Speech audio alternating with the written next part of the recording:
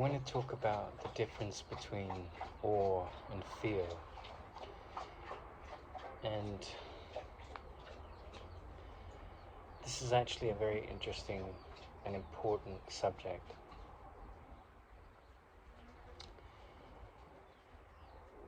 And to introduce the subject, I want to talk about two words from Sanskrit, Purusha and Prakriti. So Purusha means spirit, and Prakriti means nature. And I was educated in such a way that science was very important in my upbringing. I felt it held the answers to the cosmos. And really what science holds the answers to is the map of the cosmos. That's true. And also the knowledge of the nature of elements and forces that make up the fundamental elements and forces that make up the universe. That gives us a key to the door of technological power. And that's the limits of science. Science can't do anything other than that. It can help you understand hydrogen. It can help you understand the behavior of chickens. It can help you understand photosynthesis. But that's all it can do. It can build rockets. It can develop very evolved forms of medical surgery. And so I'm not saying that any of that is of a lesser value, but I'm putting it in its place. And I definitely witnessed the journey of my split mind over the last few decades, and it was like I was very reluctant to realize that the only thing that's real is spirit, and everything else is an illusion. The realm of nature is an illusion. It's an illusion that we live in. This body seems very solid and meaningful. But depending where the mind is, and the mind projects the body in the world, depending where its evolution is, defines the relative importance of what's looking at the nature of things. And that thing that can be looking at the nature of things can be the eyes of spirit, or it can be the eyes of the ego which created the physical universe. And this is an inner calibration. Anyway, I had some profound experiences related to Indian mystics and saints, and in the Course in Miracles, and of course Jesus in the Course. I had experiences of him, profound experiences. And I'm not a Christian. I don't believe in the Christian God or the Hindu God. I'm a fan of mythology. I think it's a mirror to the right deciphering mechanism to meaning. I think stories help us to tell tales of things that go beyond thought, mysteries. But at the same time, I had this complete devotion to science, and I think I had some reverence for science, which was ill-placed. And when reverence for science is there, the mystery and the awe and the wonder of the universe, then that's definitely fear. And I'll explain what I mean by that. So the first element in the whole universe is hydrogen.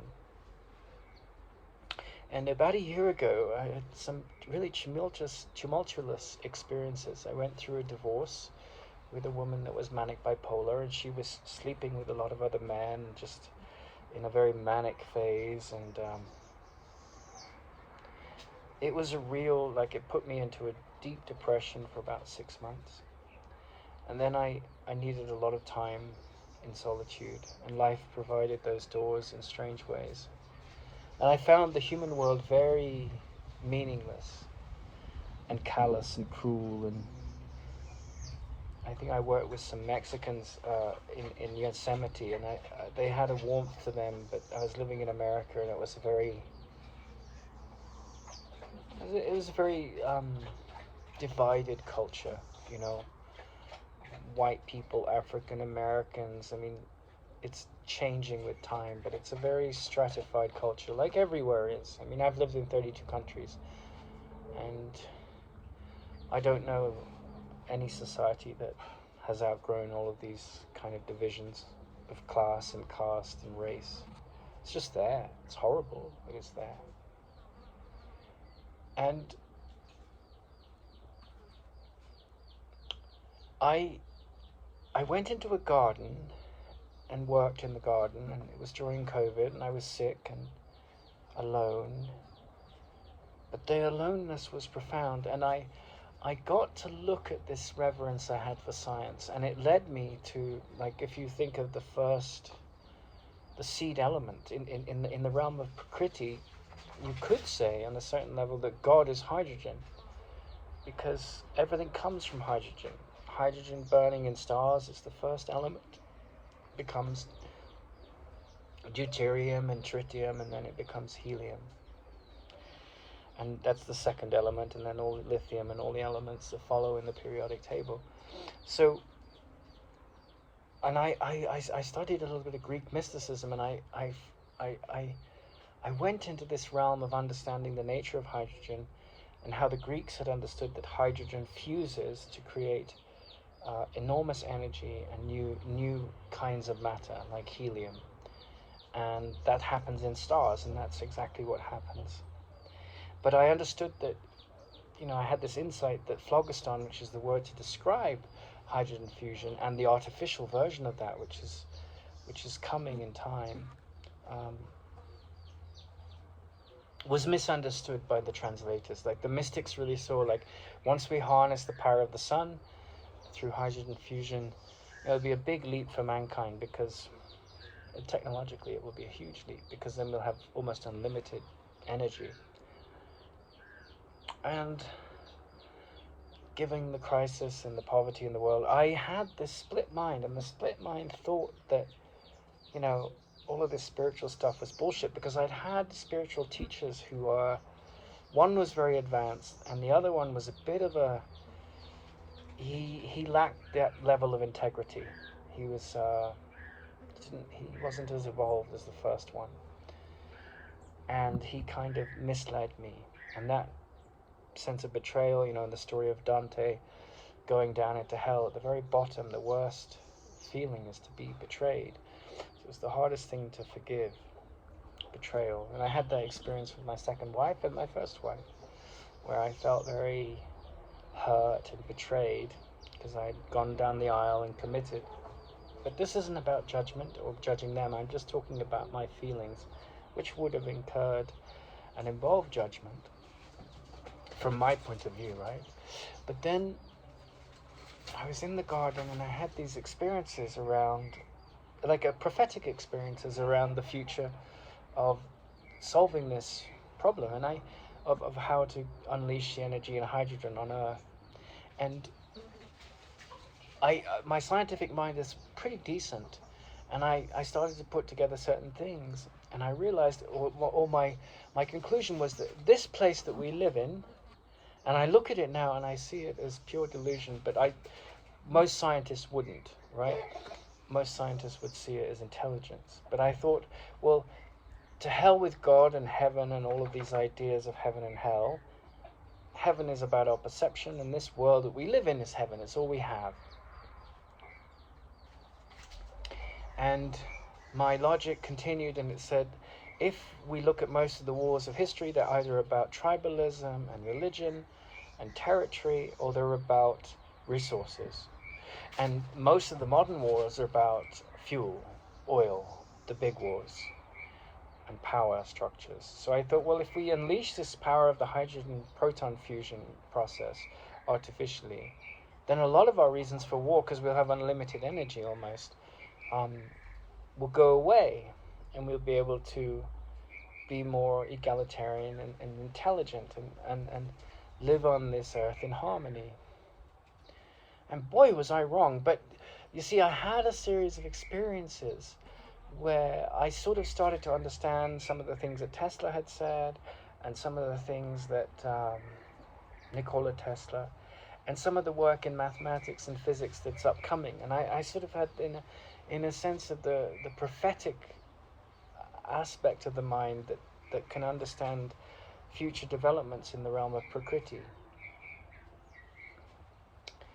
And I thought, well, okay, my destiny is to do with, because it was such an awe-inspiring experience to have these insights given to me, and it was like giving me this special knowledge, and I thought I was someone special. And I'm caricaturing how I felt, but at the time it wasn't like that. It wasn't like this kind of scientific ego. It was just like the sense of I touched on something important, and that this was going to help mankind. And it was coming from a genuine place of heart. And I don't doubt any of what I tapped into was absolutely correct. But, and not fantastical at all, but prophetic. But then I went on a journey of trying to research this, speaking to mathematicians, physicists. And what ultimately I went to do a degree in psychotherapy, and I had to handle the utter insanity of the psychotherapists. And I mean that. I'd gone so far in the journey of spiritual wisdom and then denied it, that I could see all their folly, to see the ego version of psychotherapy and how primitive it was. And then I was attacked, because the fundamental question in psychotherapy is, how do you create a safe space? And how do you create a safe space? You end attack thoughts. But that was alien to the psychotherapists, right? That's psychotherapy 101. You end attack thoughts, and then the need to defend, all of that drops away. And that is maturity in psychotherapy. And so what happened was, I had these, what I would call awe-inspiring experiences around this sort of God of science, this mystery around how Mother Nature reveals her secrets. And I thought it was important, and at a relative level, it's very important. It will reduce a huge amount of suffering and create a lot. That's duality. And then, the calm after the storm, the bomb strap, and I saw how the world, for the most part, is utterly insane. It believes itself to be a body. It is about territory, it's about insecurity, and it's about fear. And it attaches itself to these tools that we create through technology and thinks it's invincible, and then it dies. And I mean, everyone in the world dies. Everything you see, every particle of rock, everything has a beginning, a middle, and an end. Newton said that, all energy can only change form, and Einstein said that energy is matter. But if you look at the larger forecast of the future of the universe, it's expanding and cooling down, and eventually it will just burn out. So it is an illusion, ultimately. And so I had these experiences of what I thought were awe-inspiring understandings of nature, and they were. But they brought me to a door where I realized sanity lies with the saints, the ones who are liberated of fear. And it doesn't matter how fast you travel, how big your condo is, how big your yacht is, how powerful your engine is, you're going to die. And solving the problems of mankind externally is what is the job of commerce and technology and activity. But ultimately, the problems of the mind are why we're here. And that's the problem of Purusha. It's not a problem, it's a liberation. But I came to this awareness, and there's a line in the Course in Miracles that says, your mind, when it's learning, when it's training and understanding the true nature of the self, is apt to confuse fear for awe. And that definitely was something that I was working on, and I was thought, well, here's this incredible, people don't understand the gravitational field forces that are involved in hydrogen fusion, and how to do that artificially. You need um, lasers, electromagnets, but you also need gyroscopic forces. And this was a sort of a bag of knowledge and revelation that I tapped into. And now I look at it and it's just worthless, right? That stuff will develop. It will be fascinating and important to the development of technology and man's relationship with technology. But now I have no interest in it. It's not what will solve or end conflict in the mind of man. It won't deal with the root issue. It will just make things go faster, make us more arrogant, make us more capable. It won't change our fundamental conflict and sorrow and suffering, the dilemma of all these things. So that was a really difficult thing for me to get beyond, because I was a devotee of science, and I still love science, don't have anything against it. But I'm not a born-again scientist. I know the limits of it. And I know that every scientific mind, when it gets to be open enough, will come upon this critical doorway between the awe-inspiring quality and beauty and terror of nature and the realization that that is really the limitation and fear. And those kind of breakthroughs are to be lauded, but they're not where meaning lies. Meaning lies in the transcendence of the identification with the world, living in it but not being of it. And so it was a real journey for me to see just how crazy most psychotherapists were and how crazy most scientists were. And yet we think of them as rational and calm and sane. But I don't mean the transpersonal psychotherapists. I mean the people that are trapped in their identity politics, men against women, race against race, one trauma shield butting up against another trauma shield, and arguing for the validity of this victim mind or that victim mind, and pointing out victimizers. It was all so petty and meaningless, because love created you like itself. And once you start to live the truth of this wisdom, you step away from the madness of the world. And you don't judge the madness of the world. You don't get involved in it. You just see that it's something to be forgiven, and you don't operate there. And that was a profound revelation for me. And I know Carl Jung went through some similar experiences. In fact, they happened closer to his death. He had all these prophecies about what was going to come 50 years from now. And he was so wrapped up in Prakriti and being a teacher and being someone that could guide and channel and tap into the zeitgeist and see the challenges that were coming to mankind. But who cares about all that stuff? Because it doesn't end suffering. It just keeps you trapped in the consciousness of time and space. And so you can't, so it's like these barriers have to go down. You have to go through them and think, oh, I'm here to make sense of this and that and this and that. And then you have some revelation about it, and then you realize, well, that's not really where it's at, because it's fear-driven, because it's trying to fix the world, and your job is not to fix the world. Your job is to change your mind about the nature of the world and what's created it. And it's your perception of it that's created it, and your projections that created those perceptions. And so to break down those projections and to change to what's really important, which is the transcendence of those fear-based projections.